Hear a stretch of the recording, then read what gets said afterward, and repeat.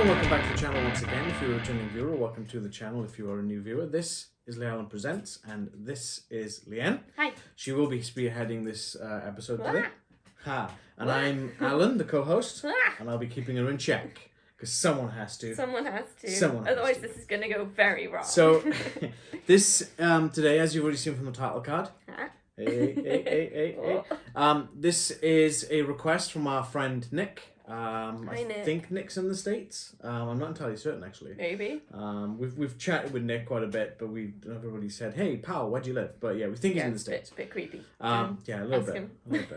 So this is a vintage reactions video. This isn't a current product. From the vault. As WCW is no longer in existence, I'm going to turn my phone onto silent. My watch onto silent, rather.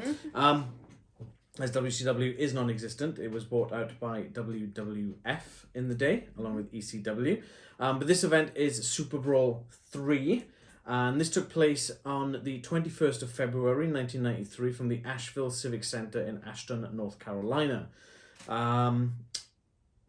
We didn't really do much in the way of watching the episodes before it, so we went in a bit cold and not knowing quite what the matches were. So cold. Stone cold now. Hey, which leads us into Leanne starting us off on the first matches. Well, the first thing that I've noted is that Johnny B. Bad comes out to sort of join the not the commentators, they're like the I guess the flavour guys in between matches. Yeah. And I just wrote, everyone loves a confetti cannon. Yeah. Because the whole way down he's got his music playing and he's got this like glittered stick. I'm like, what on earth is that? Thinking it's a flag or something, and then it just like he gets to where he's going and pops it off and confetti goes everywhere. It's like, way. So it was nice. He's an interesting character, Johnny B. Bad. More makeup than I expected. Yes. Yeah. Cool. So Johnny B. Bad, for anyone who watched WWF in the 90s, is actually Mark Merrow. He's a Golden Gloves boxer. He's a Golden Gloves winner, you know. Pretty much legitimate badass. Yeah. And these days, if last I heard, I think he's still doing it now. He is going around schools and telling them to stay off drugs and keep clean and all that kind of good stuff. Good stuff. So now he's Johnny B. Good. That's not a singer. Yeah, I think that's I was a whole other thing. Let's not. And then we find out at this point that Ron Simmons is out with an injury. Damn. So in the match he was going to be in, he's being replaced by Maxx Payne with 2 X's. Yeah. And then Maxx Payne comes out and on his electric guitar plays the national anthem. The Star Spangled Banner. I missed a few notes. Oh yeah, it wasn't great. I mean, it wasn't awful. It's better than I could do, I'll be honest, but like to today's standards of like WWE doing the national anthem stuff is like, ooh. Yeah. Like they wanted to give him a go, you know, but it was fun, and he's crazy, so maybe playing it not entirely perfectly is on purpose. Maybe. And then we come to the first match, okay, which was a familiar face, but not familiar hair. Oh. Stunning Steve Austin with his tag team partner Flying Brian Pillman versus Erik Watts and Marcus Alexander Bagwell. So Brian Pillman, he's no longer with us. He passed away in 97, I believe it was. He, as a child, and I've literally just got a bit of, because I couldn't remember what the thing was. As a child, Pillman developed multiple throat polyps. Underwent 31 to 36 operations before the age, many before the age of 3 years old. Oh, it's not right. So when you listen to Brian Pillman talk, you didn't hear him talking this one, no. He's got an extremely raspy kind of voice, and that's obviously why. Yeah. The one thing that caught me off guard on this is Pillman was born on May 22nd, 1962, to a Welsh mother named Mary. Us being Welsh, that's kind of like a, wait, what? Nice. Yeah. Cool. Anyway, continue. This was a great match. I think this one stood out to me a bit because it has a wrestler that I know about, which helps. Technically 2, because you know Brian Pillman Jr. from AEW. Yeah, I do. So you've heard the name and you've heard them talking about his dad. Yeah, I think the thing that stood out for me most, though, in this match... It's the hair, isn't it? It's always the hair. Okay, Austin's hair does not match his voice. He should have been bald from the start. But yeah. No, the thing that stood out to me most was Erik Watts being subpar. Subpar?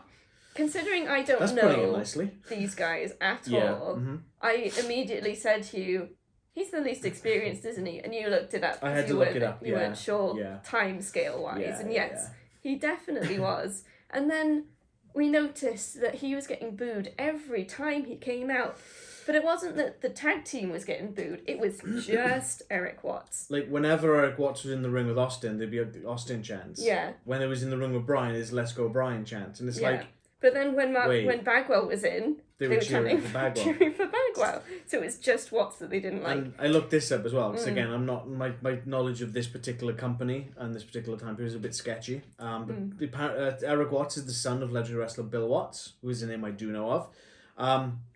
Bill Watts was heavily involved in WCW at this point, and he put his son into a prominent position, and it annoyed not only the guys in the back, but all the fans as well. Yeah. Because they could see that Erik Watts just couldn't do much in the ring that was worth a damn. I mean, considering I'm a very casual wrestling fan, really. I don't know the ins and outs and that sort of thing, and I could tell that it wasn't quite up to scratch with the other guys in the ring. It just stood out like a sore thumb. Yeah. It wasn't great. And it did sort of bring out one of my favourite commentator quotes of the show, which might be a new segment.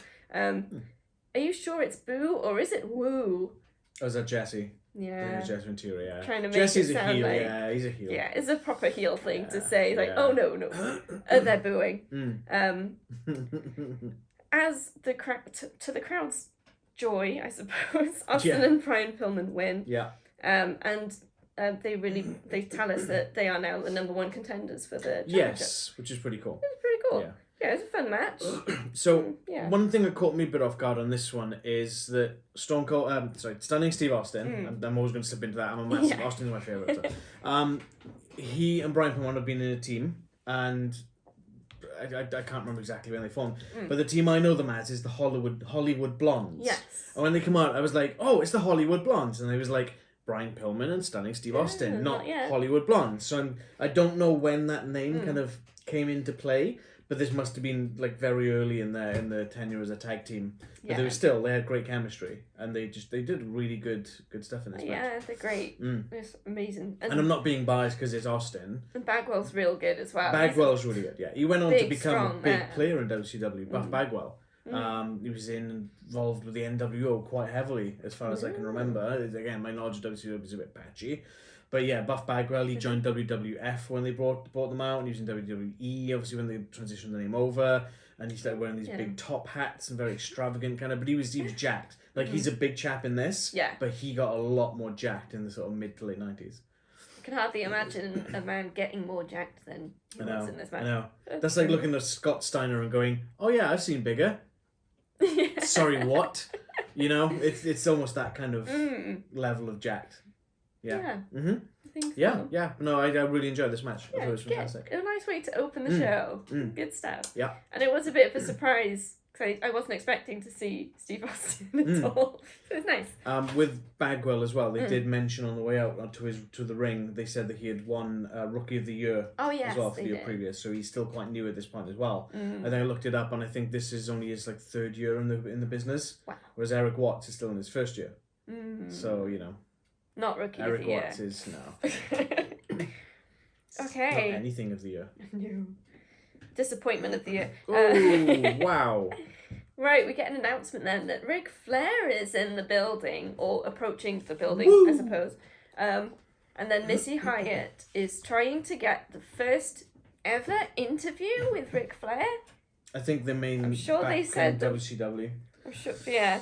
It confused me because I'm sure they just said the first ever. And I'm like, really?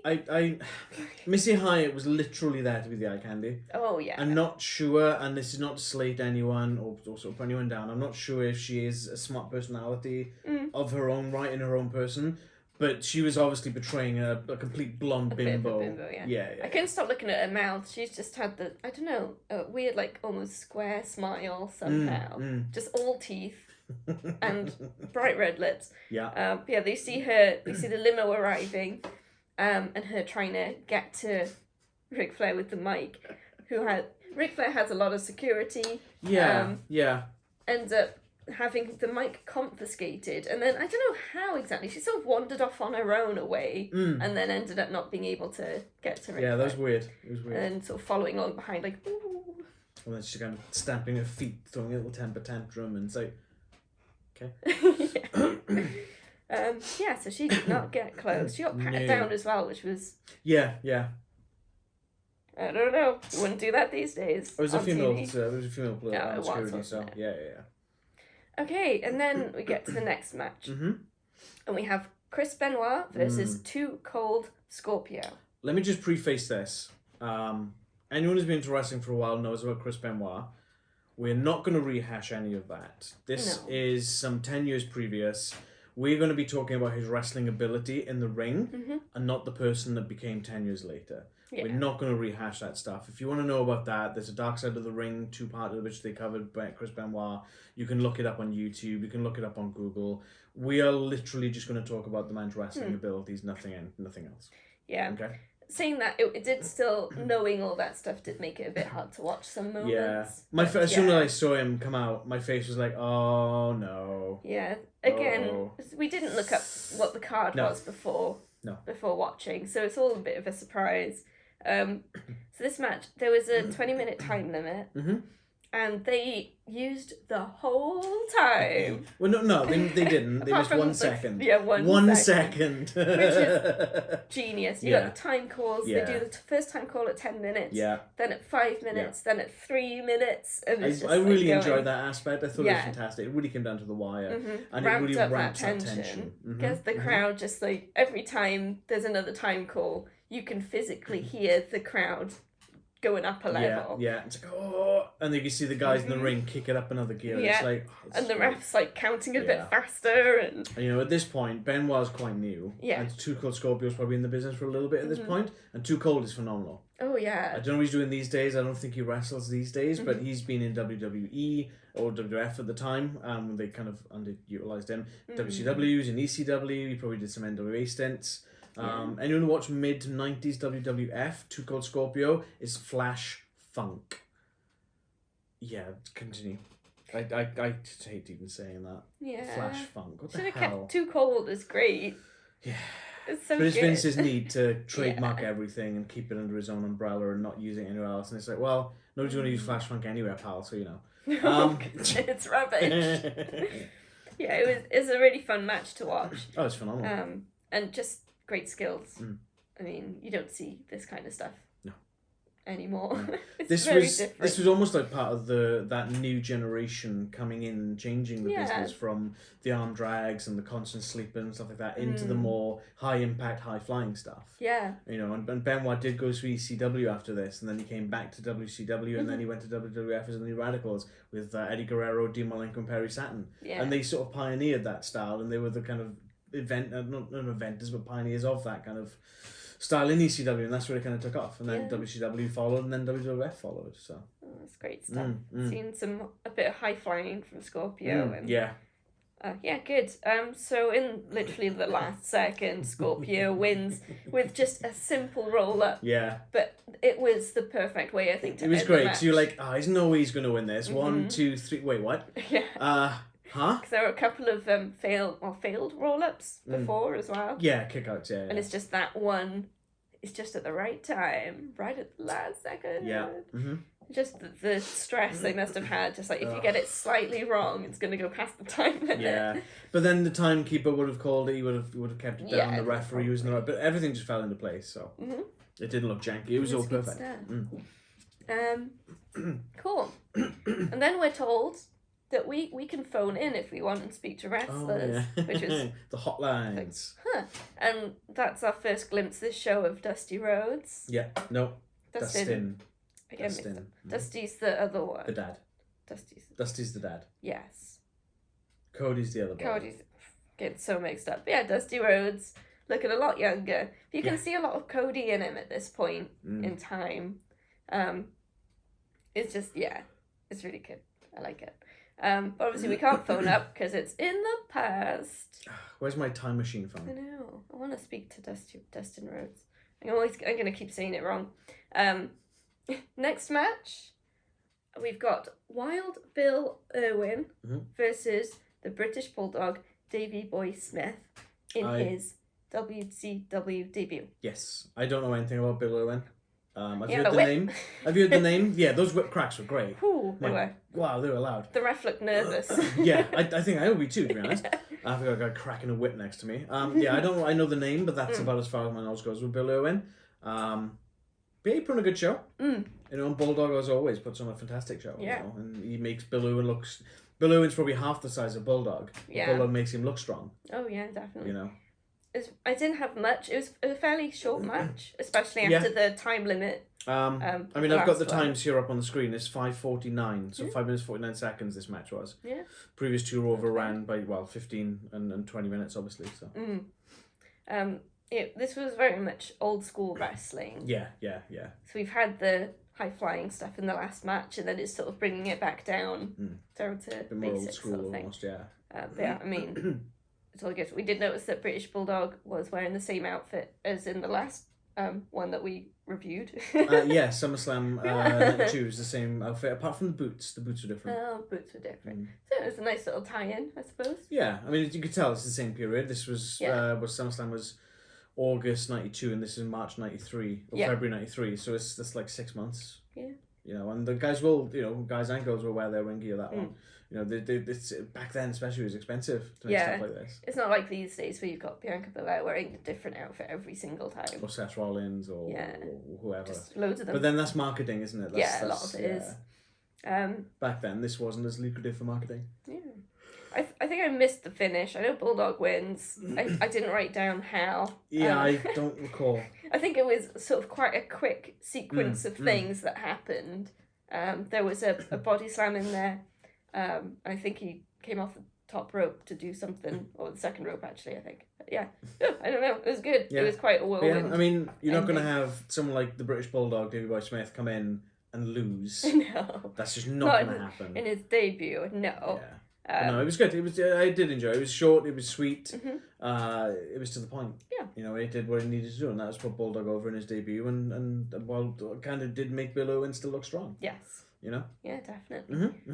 So following the match, we had a brief ringside interview with Davey Boy Smith, where he basically calls out Vader, saying if he's still got the championship after his match later on,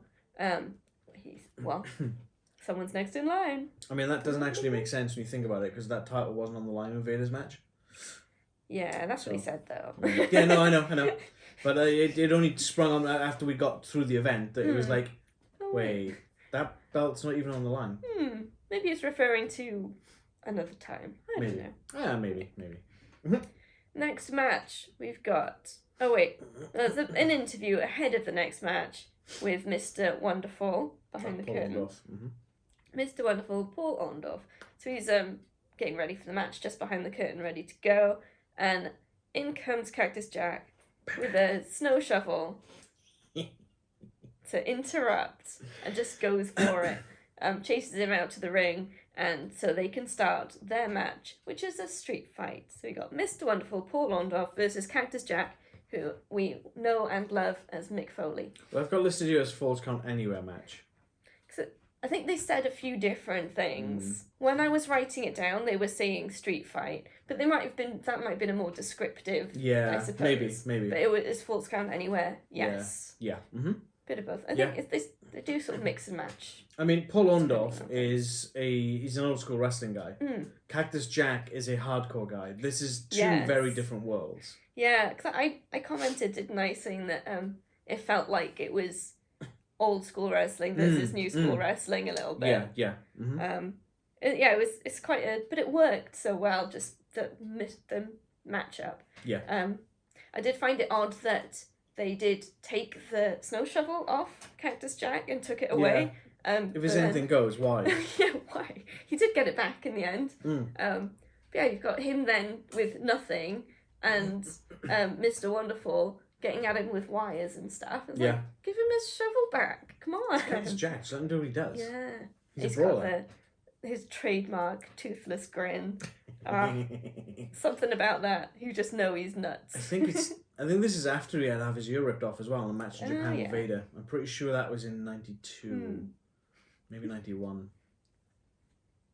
It's good. This was, it was a fun match. Good old Mick Foley. What have I written down? I've said that compared to sort of the Falls Count Anywhere and street fight sort of matches that we get these days, this was quite short, I felt. Compared to that kind of I got thing. 12 minutes and 17 seconds. So I think in a pay-per-view, like nowadays, when they do these sort of stipulation matches, sometimes it feels like they try and drag it out as long as they can, get as many different gimmicks in as they can. That's because the pay-per-views are usually 4 or 5 hours long. Yeah, so they have to. So it's quite refreshing to have it finish a little bit earlier than I expected, I think. Yeah. Yeah, it was good. So yeah, Cactus Jack got his snow shovel back. Just like whacked Mr. Wonderful right on the head, and one wins. Words. One would work because it's past tense. Yeah. Yes. Cactus Jack. Yay! Another familiar face.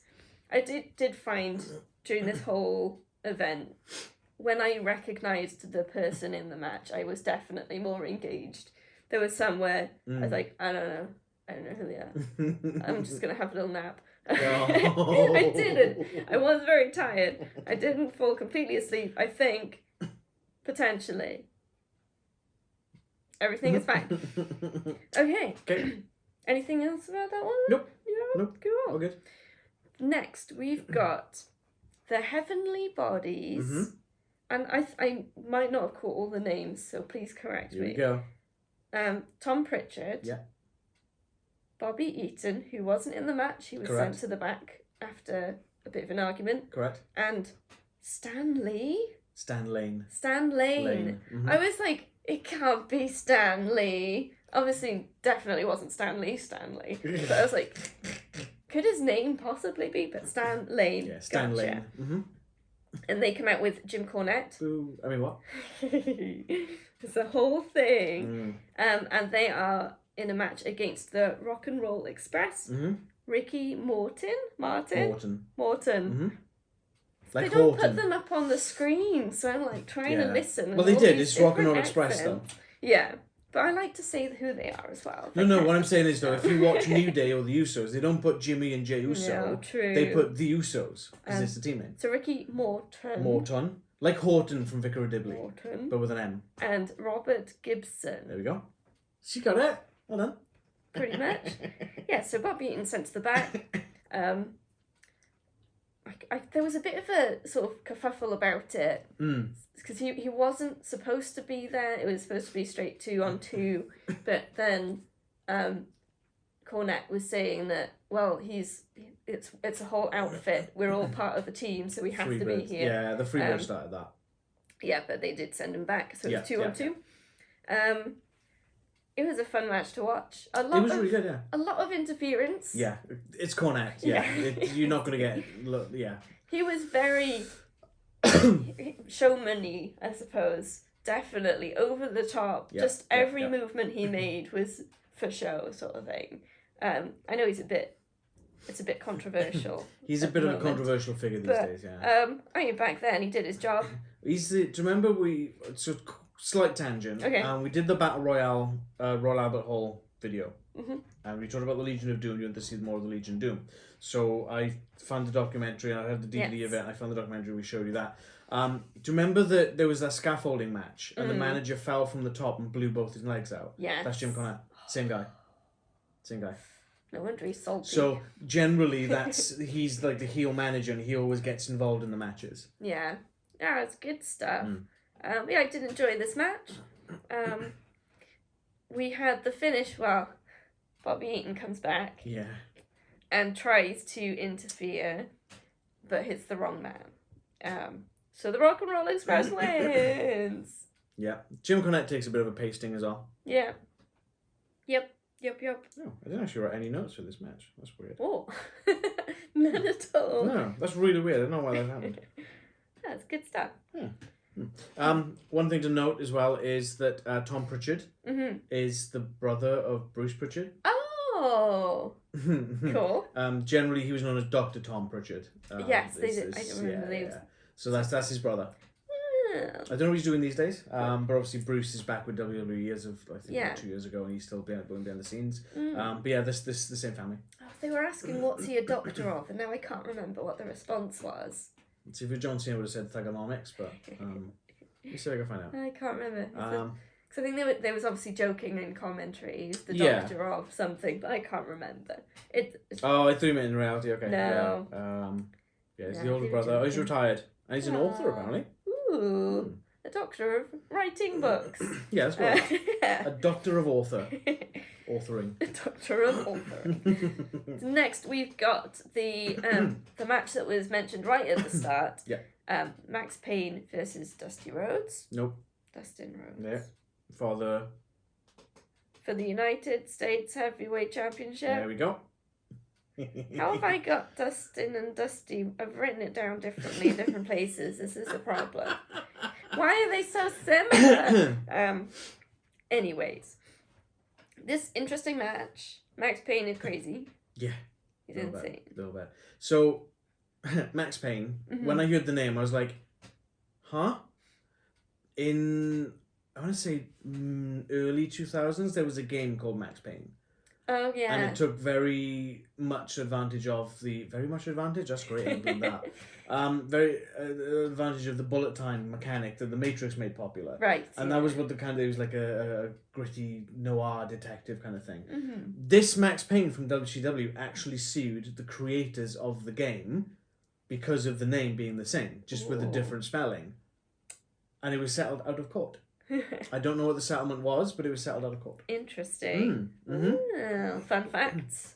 Yeah, it's quite a back and forth in this match. Yeah. And you got Maxx Payne just getting more and more frustrated throughout, until finally he snaps a bit.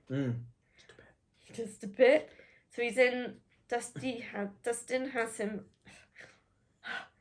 in a submission hold, which I can't remember exactly what it was, but it doesn't matter. He's in it for ages and ages. It feels like an eternity. Yeah. But to get out of it, Maxx Payne pulls the ref into them to break the hold, which obviously is a disqualification. Yeah, you put your hands on a ref. Yes. So Dustin wins. Yeah. I'm thinking way too hard every time I have to say his name now. Dustin wins, but Maxx Payne keeps attacking, and then Dustin attacks back, as you would. Yeah. So we get a nice little brawl going on. It's good stuff.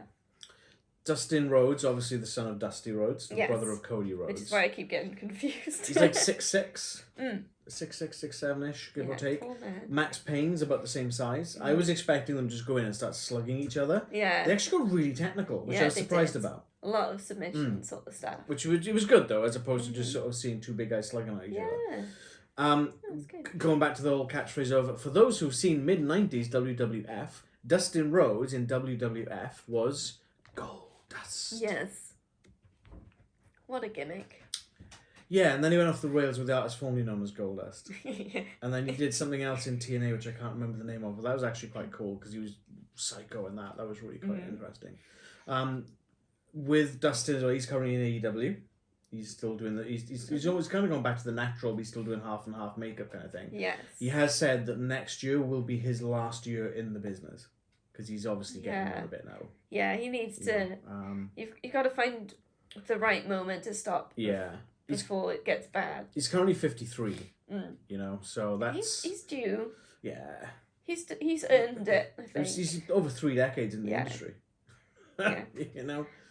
He's always going to be remembered. I wouldn't be surprised. Absolutely. You know, if he ended up in the Hall of Fame. Oh, maybe. absolutely will. Absolutely will. Whether it's as Dustin or Goldust, if it's WWE's Hall of Fame, it'll probably be Goldust. Yeah, probably. But then saying that if Triple H is running the company, maybe not. I don't know. True. I don't know. We'll see how we go. But he's definitely Hall of Fame worthy. Oh, yeah. He's never won the world title, but he's multiple Intercontinental title holder, tag team holder. I think he held the hardcore title at some point. United States champion in WCW. He's done quite a lot of stuff in this business, Yeah, it's good He stuff. deserves it. He deserves it. Talking of Hall of Famers, I think, obviously, Ric Flair. He's Woo! Hall of Famer, definitely. Yeah, 2 times. He comes out to sit at ringside for the next match. With security. With, like, weird security. Like, Oh, earpieces. The commentators are making jokes like, who are they talking to? Well, they're always on the job apparently. Was the response? I don't understand why Ric Flair needs security. It's to stop what's her face, Missy Hyatt, from getting an interview. It's the only reason. Let me find. So carry on, Zach. Okay. So the match that he's going to be at ringside for is for the NWA World Heavyweight Championship. Correct. Between Barry Windham and the Great Muta. Okay, so I'm just going to read a passage out because I don't think you know this about Ric Flair actually. No. In 1974, Ric Flair left the AWA, 1974, mind, for Jim Crockett's Mid-Atlantic region in North Wrestling, National Wrestling Alliance, which is the NWA. And he soon captured his first singles title on 9th of February 1975 when he beat Paul Jones for the Mid-Atlantic TV Championship. On October 4th, 1975, however, Ric Flair's career nearly ended when he was in a serious plane crash from Wilmington, North Carolina, that took the life of the pilot, paralysed Johnny Valentine, also on board with Mr. Wrestling, Bob Bruggers, and promoter David Crockett. Ric Flair broke his back in 3 places at the age of 26 and was told by doctors he'd never wrestle again. Talk about comeback stories. Now he's a 16-time world champ, you know. He conducted a rigorous physical therapy schedule, however, and he returned to the ring just 3 months later. That's insane. How the hell, man? Seriously? He resumed his feud with Wahoo McDaniel. The crash did force Flair to alter his wrestling technique away from the power brawling style he used early on and focus more on grappling, which left him to adopt the Nature Boy gimmick, which he used throughout his career. So kind of going back slightly to Stone Cold Steve Austin. Yeah. When Owen Hart had him in the pile driver at SummerSlam in 97, and he pile drove him the wrong way, and his head just hit the mat and it jacked his neck. Yeah. Austin had to change his wrestling style at that point as well. Yeah. So it was less technical and more brawler because that was the style. Yes, it's less risk. But Ric Flair nearly died, broke his neck, his back in 3 places, and still carried on to have a career. You'd imagine at least a year recovery for that sort of thing. At least. Woo! Woo! Definitely. Continue. So yeah, we've got this match with Barry Windham and the Great Muta. Who is having his retirement match next year? Yeah. Against Shinsuke Nakamura. This is good. That's going to be great. Again, is that going to be, what promotion's that going to be on? Do you know? I think it's Dragon Gate. Continue. I'll see if I can find it. I might have to watch it. That's all I was going to say. It'd be fun to watch. There was a very long explanation of the rules from the ref on this one. You could barely hear him as well. You could barely hear him. It's Pro Wrestling Noah. Okay. Might have to find it. Give that one a watch. That's on New Year's Day as well. Ooh. There is a tag team match as well, I'm sure is happening with Muta and Sting and Darby Allin. Okay, cool. Yeah, long explanation of the rules. The ref clearly isn't a showman, this guy. He's not an entertainer. No. He's just there to tell you the rules, and it was quite long, and the crowd the whole way through are just chanting, "We want Flair." Because he's there, but he's not wrestling. No. They want to see Flair wrestle, which I kind of understand. Yeah, I mean, that's fair. Mm-hmm. You know, it's his first time back in WCW since being in WWF. Mm-hmm. There was, probably about 2, maybe 3 weeks earlier that he was on Monday Night Raw. Yeah. And he was wrestling Mr. Perfect in a loser leaves town match. Vince let him out of his contract because Flair was unhappy. Yeah. So he literally let him out of his contract. It's felt like quite a long match. It's probably just because it's fairly late in the show. I don't know. It's the longest on the card. It's long, but technically brilliant. It's just... Yeah. I wasn't that into it, if I'm honest. No? I felt it was a bit too much. I get it. It's the style of the time. The whole sleepers and the holding the moves on the mat. That was the technical style at the time. In this day and age, I don't think that style really works as much to capture your attention anymore. That's fair. Like when you've got someone in a sleeper hold for 3 minutes on the mat, that's just like, oh mate, come on, do something else. It was a long time. And Muta had like his face completely painted red with white markings and things. Yeah. And by the end of it, he had nothing left. I think he just had a little bit around the dip in his nose. Yeah. I guess that shows how much the holds and how long they went on for. Yeah. Just rubbed all of that makeup off.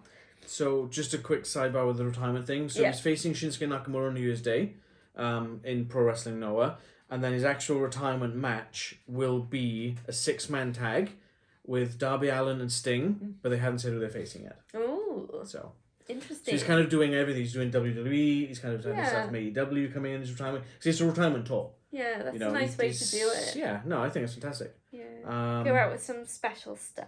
Yeah, I was going to see when he started wrestling. So 1984 he debuted. You know, that's the same age as that. He's been wrestling for 40 years now. Yeah. You know. That's a good run. Phenomenal. Yeah, so, the long match. I do get the not feeling engaged in it. I did get a bit of that because I don't know either of these guys really. I know Barry Windham, again, if you've seen mid-WWF, mid-90s WWF, he was part of the new Blackjacks with Bradshaw. It was him and Bradshaw as the new Blackjacks. Blackjack Windham and Blackjack Bradshaw, I think it was. Oh, that's a bit of a tongue twister. Yeah.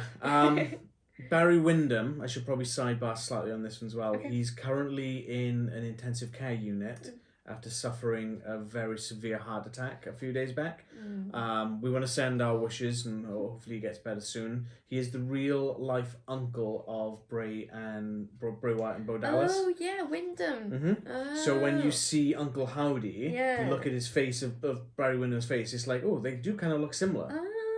And a lot of people speculate that the mask is based off of Barry Windham, who is, again, the real-life uncle of Bray Wyatt.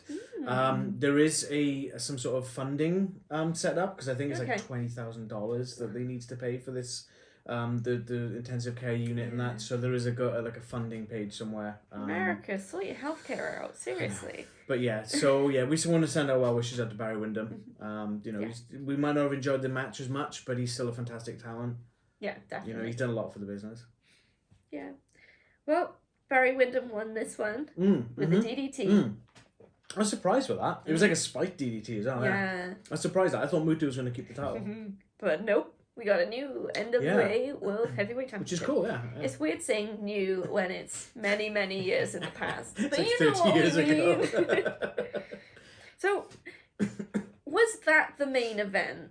Because the next match is a lights out match. Yeah, it's non-sanctioned. Which is non-sanctioned. Yeah, technically it is, yeah.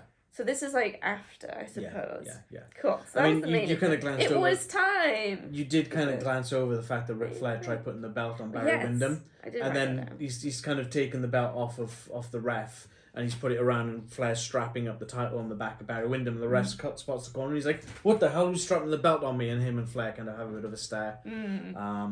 Yeah, it felt like the commentators mentioned it was a sportsmanlike thing. What a great sportsmanlike gesture. Bit of a challenge as well, right? Yeah. I mean, Ric Flair wants his belt back. Yeah, that's the same belt he took to WWF, which you saw in 92. Said when he came out to the commentators' table that he's going to watch the match with the belt that he never lost. Yeah. Yeah. He wants it. I wonder I'm assuming the match did happen, so I'm going to have to look that up and see what happens. We'll see if it's on the network. That could be fun. Alright, so the final match. The lights out. It's time for the non-sanctioned match. Lights out match. It's a strap match. They've been teasing it all the way through with very strange little snippets.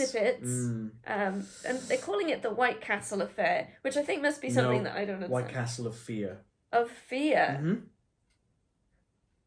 I thought they were saying affair, but that makes a bit more sense. White Castle of Fear. I still don't quite get it. No, I don't understand. I mean, funny a reference. It's probably something to do with the build-up. Yeah. And I was like, we're going to get a great stipulation. What's going on with this? And something about turnbuckles is great. Wait, that sounds like a leather strap match. Yeah. And then later on, they're like, this is a leather strap match. Oh, okay. So what? So it's a strap match. Yeah. So you have to drag your opponent to each consecutive corner.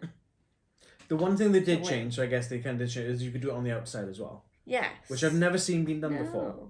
So this match we've got Big Van Vader versus Sting.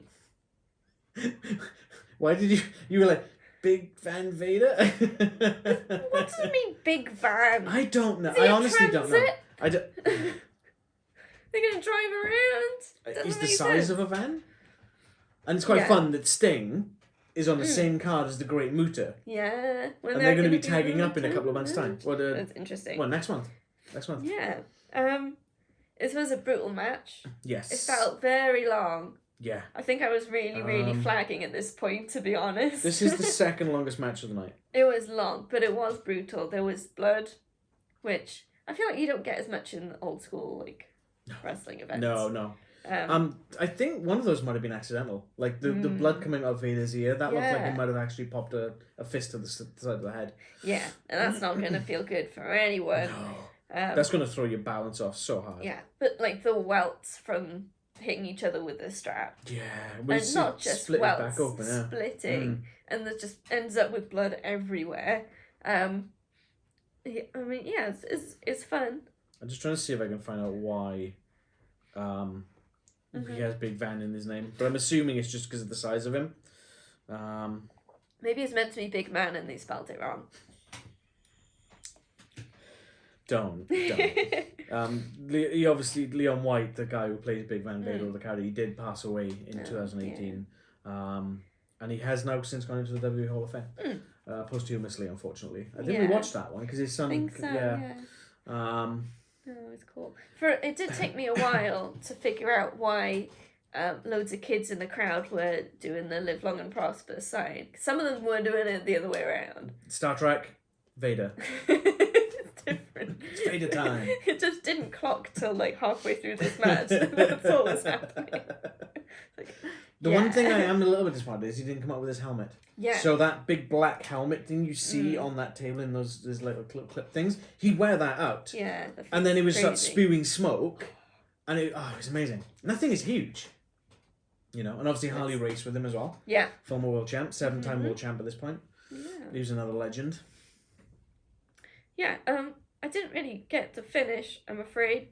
I just put Vader wins somehow. So Sting picks up Vader on his shoulders, but he kicks the ref. Like, he swings him around, he boots the ref. That's right. And Sting goes round, he's touching all the corners, and he technically wins the match. But there's no ref. But no, there's no ref. You didn't see it, didn't happen. Yeah. Yeah. And then obviously Vader gets the upper hand, and he ends up going around the corners. Although there was a contention, I thought, that Sting kicks Vader, which technically should have broken it. Yeah, that should have broken it. So ref's discretion. Again, going back to our friend Nick, who requested this video in the first place when we talk about Vader, because Vader he's told us one of his favorites. Yeah. WWF had Vader for a while, and they just didn't know what to do with him. Shawn Michaels at SummerSlam '96 pretty much berates Vader, like starts just bullying him in the middle of the match and screaming at him like. I can't repeat what it said because it's not PG, but it's like, what the hell, mate? Seriously? But yeah, Vader, when he went to WWF, they just didn't know what to do with him. No. But then he went back to WCW and he had a phenomenal run. Yeah. You know, Vader in WCW and in Japan, stellar. Really show what a big man can do. And when he starts going up those ropes, I thought he was going to hit his moonsault. Vader does a moonsault off the top. That would be devastating. And I thought that's what he was going to do in this match, but it must have been before he started doing that. Yeah. Because obviously the Vader bomb, the one where he's sort of bouncing, he jumps down and splashes downwards, that's the Vader bomb. That's what they sort of refer to that as. But yeah, the moonsault is, I'll have to show you some of that because that's just, oh my god. How does a man that big do something so gracefully like that? Crazy. You know? Good stuff. And that was SuperBrawl III. SuperBrawl III from 1993. Yeah, very neat. Threes. Do you have a favourite match? I think my favourite match. I think it was probably. Oh, I don't know. It was probably I don't know. It's difficult. I really don't know if I could pick one. No. Maybe Dustin and Maxx Payne, perhaps. Yeah. Okay. Although it's sort of close with a few, I think. What about you? I think for me it's either the opening tag team match with Austin and Pillman against Bagwell and Watts, or Sting versus Vader. Yeah. Both had their very strong moments and both had great storytelling. Yeah, definitely. But yeah. Good stuff. Cool. Well, that was that. So yeah, take us home, yeah? Thank you so much for watching our review, legacy review, sort of. Thanks for watching us talk. I don't want to get stuck in the word review. I don't really like that word. Yeah, we don't have expertise to be able to actually review stuff. We just like talking about stuff. Thanks for watching us talk about SuperBrawl III. Yes, we appreciate you, and let us know what previous classic vintage wrestling events that you want us to get into. I guarantee Nick is still watching us. So he's given us requests for WWF. Mm-hmm. We have got another one from Nick, which we are going to be doing in the new year. We have WCW here. Mm-hmm. Here's one for you, Nick. Can you try and find a really good mid-90s hardcore ECW pay-per-view that you want us to have a look at? Ooh. I'm going to show Leanne some of that. And I've seen a lot of WWF. That was my thing as a child and sort of as a teenager growing up. Never saw much WCW. I have watched quite a chunk, but not like loads of it. I'm working my way through it slowly when I get the time. Same with ECW. Yeah. But I'd love to show Leanne some more of that hardcore side of things. So an ECW pay-per-view that you would like us to look at. There we go. Great. Please like this video if you liked it. Subscribe to the channel and hit that bell to be notified when we drop new videos. Yeah, comment below with what events you want us to look at. We have fun with these. It's good. And looking at some of the one thing actually, stuff. when you started watching this event, you were like, oh, there's going to be loads of signs. I'm going to have loads of signs to go through. And it just kind of didn't. I wrote one sign down. What did you? Here's Leanne's sign of the pay-per-view. Lights, camera, Austin. Hey! There was one sign that actually did stand out, but it was too long to bother writing down. And it just looked like it was some family was on a pay-per-view tour and they were taking the same sign around and it was like just talking about that. Like, great. That sounds fun. Yeah. Follow us on socials. Our Linktree link is in the description below, which will take you to our Facebook, our Twitter, our Instagram, and also links to our most recent videos in various categories. So check it out. Give us some clicks on that. It's good stuff. We like seeing the numbers go up. Is that everything? I think so. I think so. Thanks for watching. Until next time. It's Vader time. Live long and prosper.